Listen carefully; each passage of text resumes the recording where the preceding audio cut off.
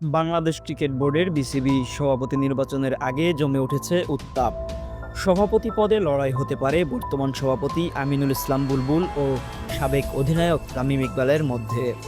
এরই মাঝে নির্বাচনের আগে অজ্ঞাত ফোনে হুমকি পাওয়ার অভিযোগ করেছেন বুলবুল।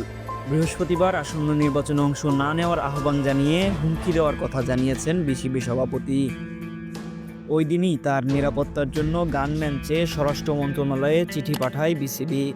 যদিও চিঠিতে হুমকির কথা উল্লেখ করা হয়নি।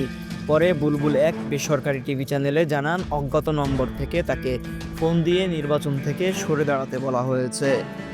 এই প্রসঙ্গ ঘিরে আলোচনা উঠলে মুখ খুলেছেন তামিম ইকবাল।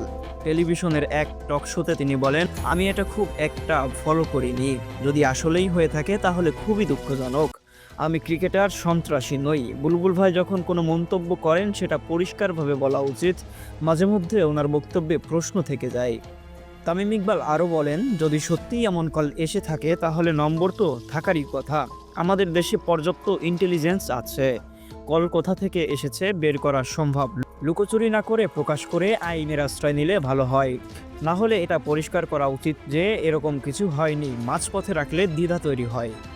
এর আগে বুলবুল অবশ্য সরাসরি হুমকি শব্দটি ব্যবহার করেননি। তিনি বলেছিলেন, ফোন দিয়ে বলা হয় ইলেকশন না করলে হয় না, না করলে ভালো হয় আর কি। নিরাপত্তার বিষয়টি বড় ব্যাপার, ভয় লাগছে। 2-3 দিন আগে এই ফোন এসেছিল। প্রসঙ্গত, বিসিবির পরিচালনা পর্ষদের নির্বাচন আগামী 4 অক্টোবর অনুষ্ঠিত হবে। এই নির্বাচনকে ঘিরে ইতিমধ্যে পরিচালক ও সভাপতির পদের লড়াইয়ে নামার ইচ্ছা প্রকাশ করেছেন সাবেক অধিনায়ক তামিম ইকবাল, সাবেক সভাপতি ফারুক আহমেদ সহ আরও কয়েকজন। এর মাঝে এসেছে বুলবুলের হুমকির অভিযোগ।